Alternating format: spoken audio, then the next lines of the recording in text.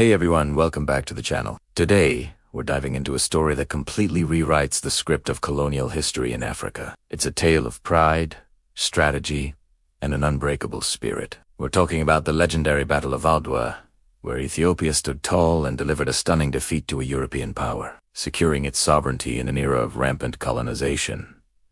This isn't just a battle, it's a beacon of hope and a testament to what a united people can achieve.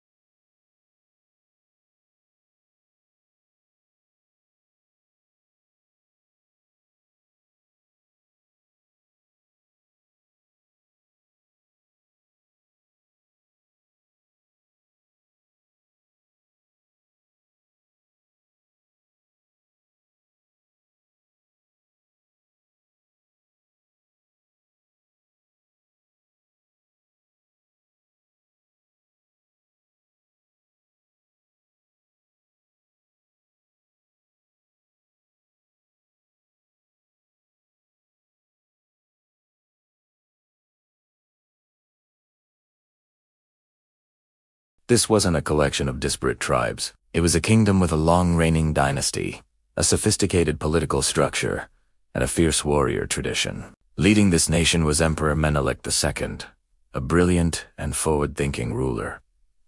He wasn't just a king. He was a master strategist and He understood the threat posed by Europe, and he spent his reign consolidating his power, uniting the country's various regional lords, and, crucially, stockpiling modern weapons from any European nation willing to sell them.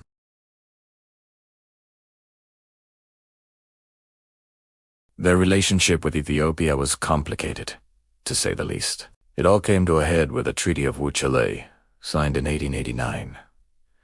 Now, this is where things get really interesting, and a little bit sneaky. The treaty was written in two languages: Amharic, the language of Ethiopia, and Italian. The Amharic version said that Ethiopia could use Italy for its foreign relations if it chose to. But the Italian version, it said Ethiopia, must conduct all its foreign affairs through Italy, effectively making it an Italian protectorate. When Emperor Menelik II discovered this deception, he was furious. This wasn't just a mistranslation, it was a direct assault on Ethiopia's sovereignty. He tried to reason with the Italians, but they refused to back down.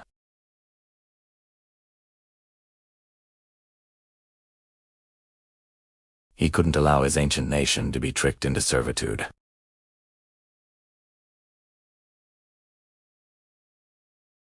His famous proclamation rallied the nation. Enemies have now come, crossing our borders to destroy our country and our faith. With the help of God, I will not deliver my country to them. Today, you who are strong, give me your strength, and you who are weak, give me your prayers.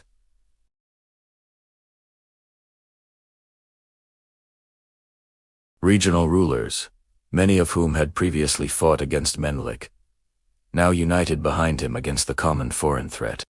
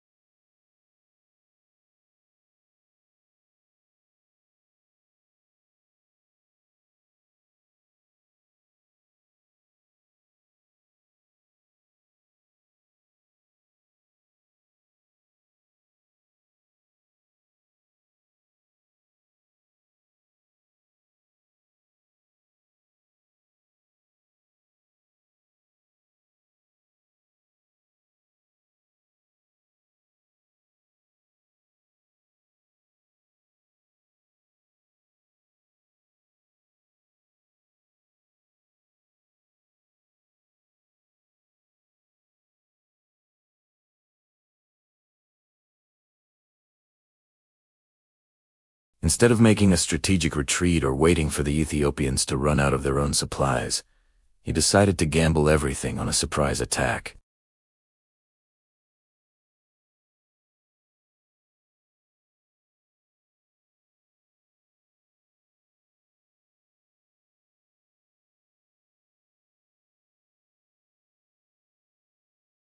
But the plan was a disaster from the start.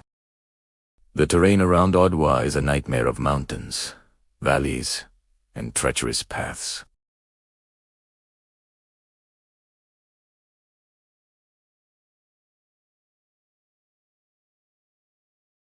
Their element of surprise was completely gone. More importantly, Emperor Menelik and his generals were not asleep. They had excellent intelligence from local spies and scouts who were monitoring every Italian move. They knew the attack was coming.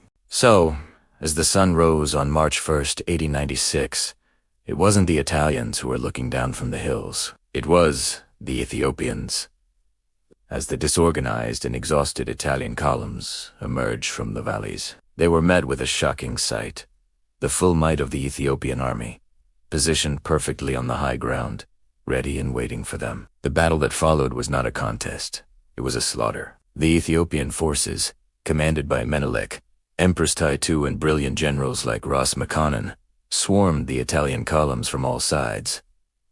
They used their superior numbers and their intimate knowledge of the terrain to their advantage. While the Italians had machine guns, the Ethiopians used disciplined charges to close the distance quickly, turning the battle into a brutal, close-quarters fight where their courage and numbers could overwhelm Italian firepower. The Ethiopian artillery, though smaller, was used effectively to disrupt the Italian lines. One Italian brigade was completely annihilated within a few hours. Another was encircled and forced to surrender. The third, led by Baratieri himself, disintegrated into a chaotic retreat.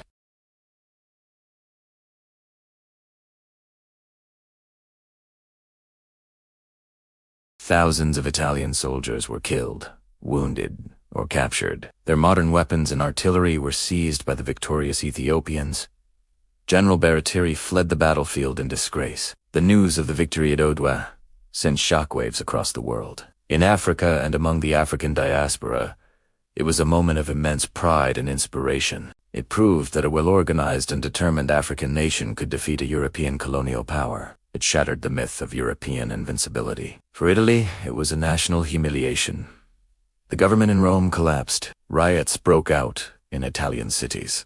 The dream of a great East African empire was dead. Italy was forced to sign a new treaty, the Treaty of Addis Ababa, which unequivocally recognized the absolute independence of Ethiopia. They had to pay a huge indemnity. It learned a very painful lesson. The legacy of Adwa is profound. It ensured that Ethiopia would remain the only African nation, along with Liberia, to successfully resist European colonization during the scramble for Africa. It became a powerful symbol for anti-colonial movements across the continent for decades to come. Leaders from Ghana to Kenya would later look to Adwa as proof that freedom was possible. It's a story that challenges the simple narrative of European dominance and African submission. It shows us a moment in history where strategy, unity, and an unbreakable will to be free triumphed against overwhelming odds. The Battle of Adwa isn't just Ethiopian history, it's world history.